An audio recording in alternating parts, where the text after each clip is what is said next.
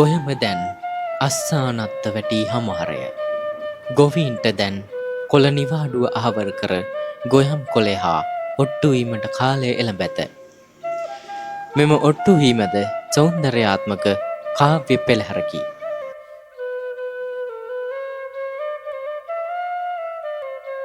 ගොයමේ කොටසක් පැසී කොටසක් නොපැසී තිබීම දෝලාවීමයි. මෙම කාලයේදී කෘමිහින්ගෙන් වන හානිය උග්‍රයි. ගොයම ඉදුණු පුවක්කත්තක්සේ පැසීම අස්සානත්ත පැසීමයි.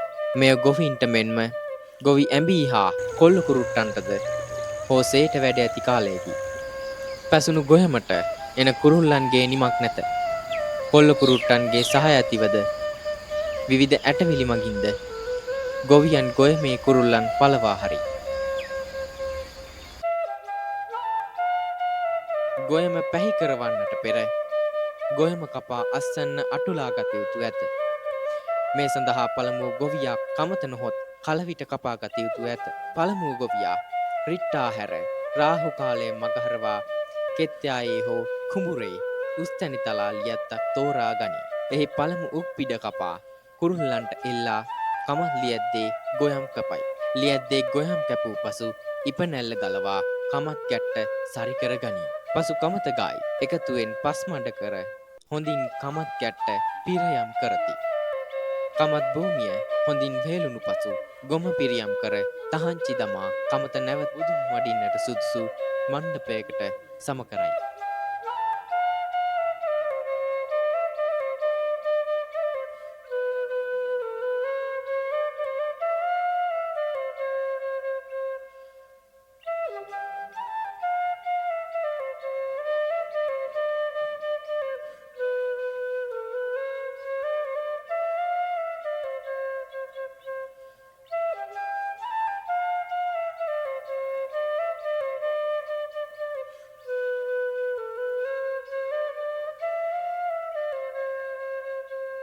කමුදේ වැඳ අරක් වලට අරක් බෙල්ල රැගෙන ඊට රන් රිදී මිනිමුදු එක්කොට අරක් තබති වල පතුලට.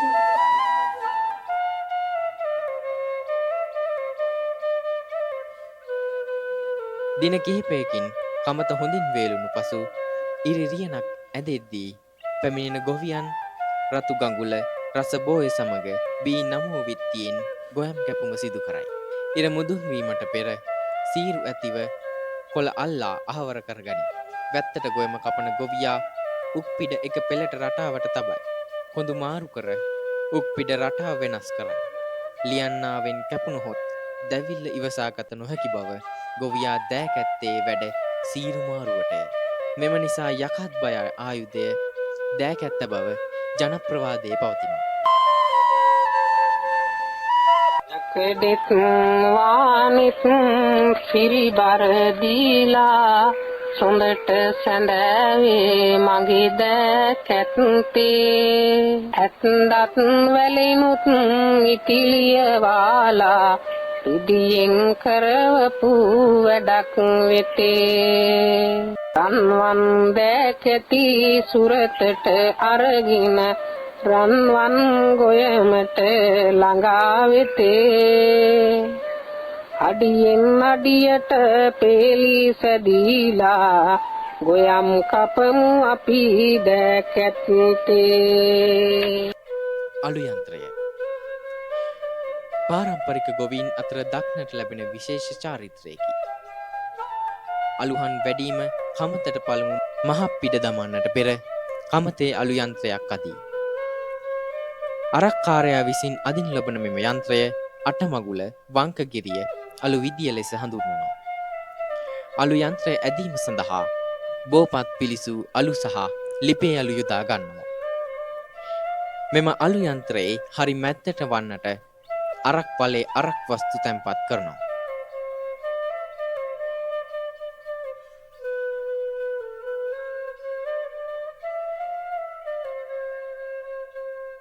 නමෝ විත්තියෙන් මුදුන් උක්පිඩ අරක්කාරයා විසින් ගෙනවිත් අරක් වස්තු වැසෙනසේ ගොයම මැඩවා දන්නට නමස් කරයි.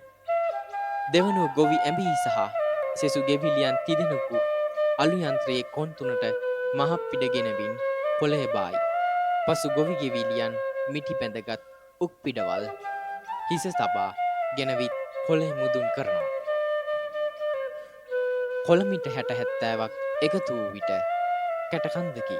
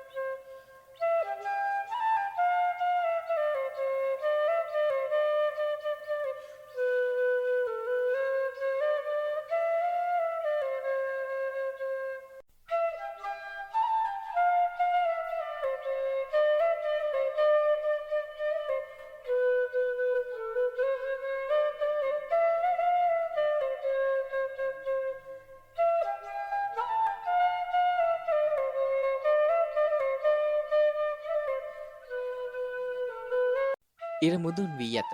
ගොවියාට දැන් කුසගින්න දැනේ. ගොවි ඇඹි මුත්තෙට්ටුව ඇඹුල පෙට්ටිය අඩු කරවා ලහිලහිට කමතේ කලවිටට ඇඹුලගෙනේ.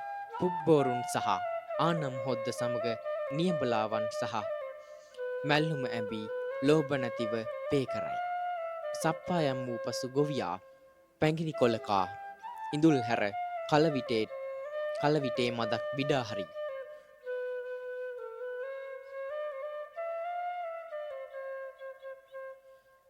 ගව සම්පත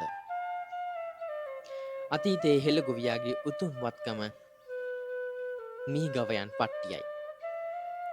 වර්තමානය වන විට ගව සම්පත ගොවියාගෙන් ගිලිහි ගියත් තවමත් කඳුකර හෙල් ගොවියා මී හරකුන්ගෙන් කොළඳින් වැඩ කරනු ඉතිරිව ඇත. ගොවියා කොළය මැඩවීම සඳහා ගොයම් කොළේ ප්‍රමාණය හරක් කැරැල්ලක් ඈඳා ගනී.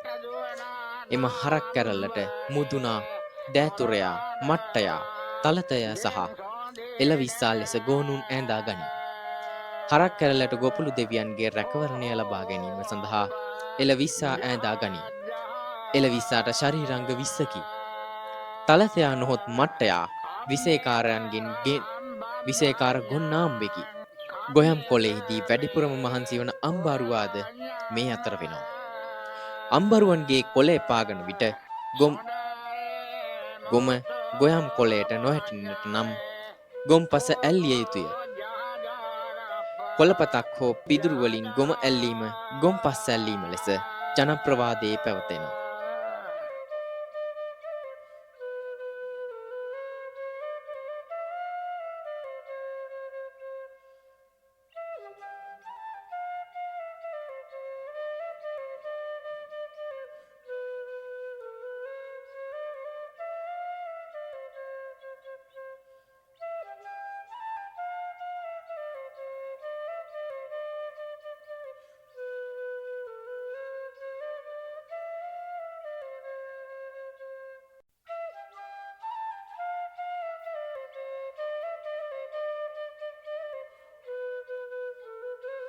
කටුමාන අත්ත කැඩුණු මඩුවන් ඉවත් කර ගැනීමට කටුමාන අත්ත භාවිතා කරයි. දෙබර අත්තක් බැබිල ගහක් හෝ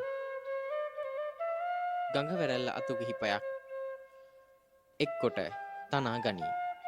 මඩුවන් බාගත් වී ගොඩ වී කාටුව හා ගල් දූවිලි හැර හොඳින් සුද්ධ කරගත යුතුය.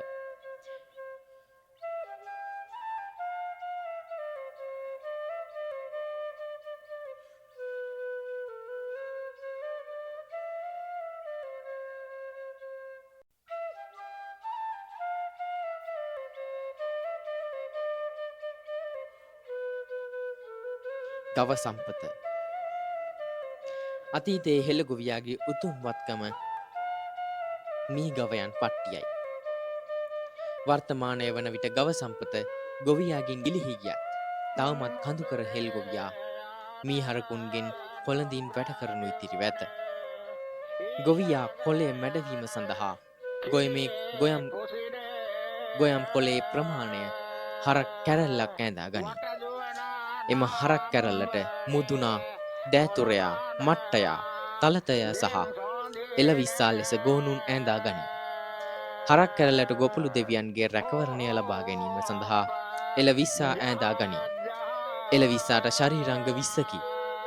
තලතයා නොහොත් මට්ටයා විශේෂකාර ගොන්නාම්බෙකි. ගොයම් කොළෙහිදී වැඩිපුරම මහන්සි වන අම්බරුවාද මේ අතර වෙනවා. අම්බරුවන්ගේ කොළේ පාගන විට ගොම ගොයම් කොළයට නොහැටෙන්නට නම් ගොම් පස ඇල්ලිය යුතුය. කොළපතක් හෝ පිදුරු වලින් ගොම ඇල්ලීම ගොම් පස් ඇල්ලීම ලෙස ජනප්‍රවාදයේ පැවතෙනවා.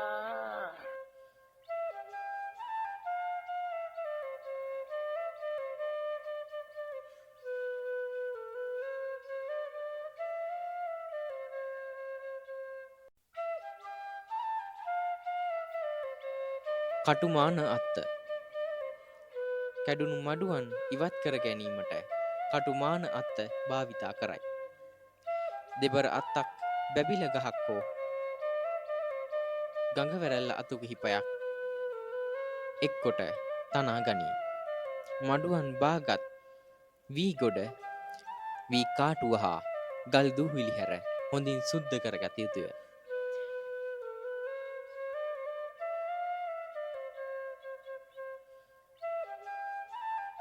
මඩුවන් බාගත් වී ගොඩ බොල් වී කාටුව හා ගල් දූවිලි හැර හොඳින් සුද්ධ කරගත යුතුය. මේ සඳහා අතීත ගොවියා යතුර බාගත්හ. නමුත් වර්තමානයේ තාක්ෂණය මුසුව බලශක්තියෙන් බබරයක් කරකවා කෘත්‍රිම හුළඟක් ආධාරයෙන් බැත රාහි කරයි. මෙසේ තාක්ෂණය කමත ආක්‍රමණය කරත් අදටත් වර්තමාන ගොවියා යතුරෙන් බැත දරා ගනී.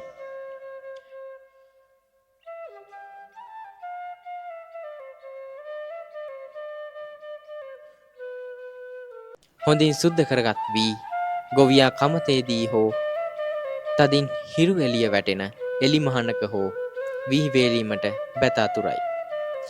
හොඳින් වේලීමට ගොවියා බැත පුරා රටා ඇන්දත් එය හාත්පසම රටාවක් නොව වංකගිරියකි. එය කිසි විටක වී වේලීමේදී බැතගොඩ තනි කරන්නේ නැත. ඒ සඳහා ඔවුන් හක් බෙල්ලෙක් තබයි. එහිදී බැතගොඩේ ඇති කාටුව, කැටවැලි, පර්වත කැට ඉවත් වේ. මෙලෙස බැතකන්ද සුද්ධ කරගත් විට රත්රන් සුද්ධ කරා යයි ගොවියා උදම්මනයි.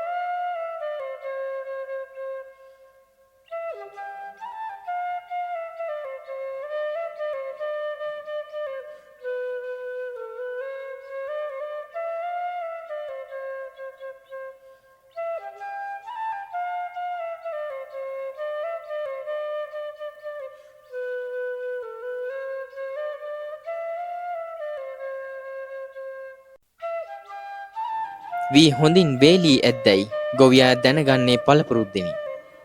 දතින් වී ඇටයක් හැපීමේදී ටික් ශබ්දය ඇසේ නම් හොඳින් වී වේලී ඇති බව ගොවියා දැනගනී. මොවුන් අක්්‍යාල කොටස වෙන්කර නොමැති කිසි විටකත් හපන වී ඇටය ඉඳුල් නොකරය.